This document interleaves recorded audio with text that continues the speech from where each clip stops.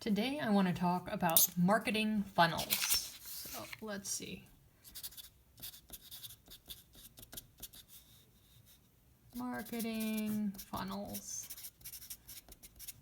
Now I think many of you have heard this term before, but I think the lens that I want to look at it is with a debugging lens. So what do I mean by that? Well, let me tell you just a little anecdote about myself. So I previously studied engineering in college, electrical engineering.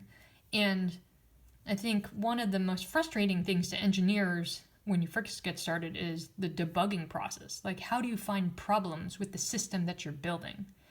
And in marketing, actually, the best marketers come into marketing with an engineer mindset. How do you find the problems with your marketing? And the best marketers can identify those problems very quickly and then can fix those problems and end up building amazing marketing machines like what we talked about before. And the problem that I see with many first-time marketers is that they don't know how to debug their marketing machine. So that's the lens that I want to have on marketing funnels. So first off, what is a marketing funnel? Well, just very simply, it's the path that a customer or a user takes to get to an end goal.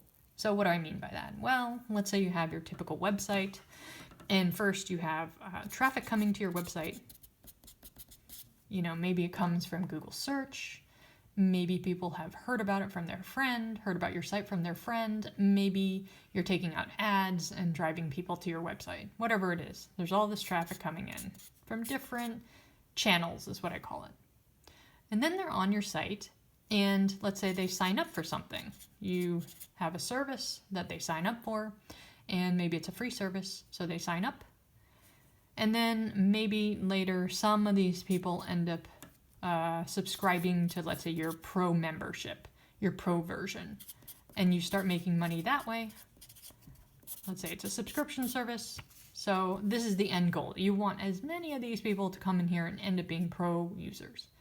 So this is what we would call a funnel. You have to drive traffic. You have to engage with them and convert them in a first step, and then eventually close them. Sometimes the traffic is just pure marketing, meaning you can do this all without talking to your customer. Sometimes you need to involve sales, like in high enterprise value purchases. Like if this pro version cost $100,000, you might need to have a few calls and demos with somebody on your team, with the people you're trying to sell to. But it doesn't really matter whether you call them marketing or sales funnels. The end result is the same. You want to drive as much of this traffic down and convert as much of it down. So that's what a funnel is. Okay, straightforward enough. I think a lot of people already know that. All right, now let's put some numbers behind it. Okay, so let's say that we go to our Google Analytics and we see that 100 people are coming to the page. And then let's say that we've gotten about, 10 people to sign up. And then, eventually we can get one person to convert.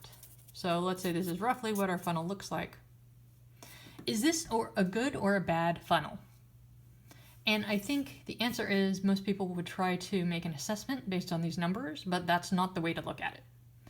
And I think some other people would try to say, well, let's get a little bit more sophisticated and let's try to figure out how much did it cost us to get these 100 people.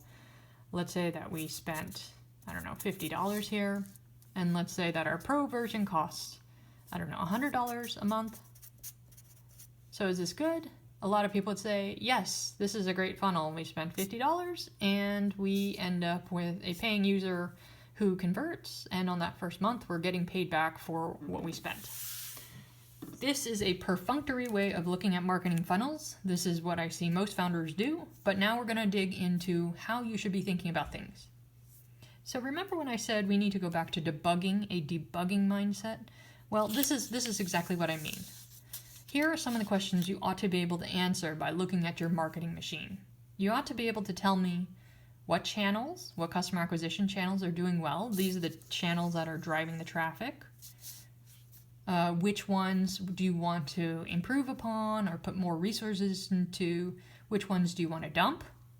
So that's one thing. You should be able to tell me about how you think about your customer acquisition channels. The other thing you should be able to tell me is is your funnel getting better or worse over time?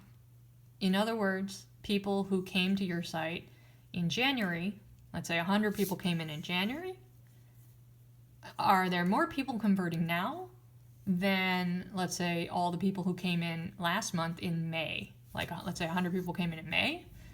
Which cohort or which group of people is doing better?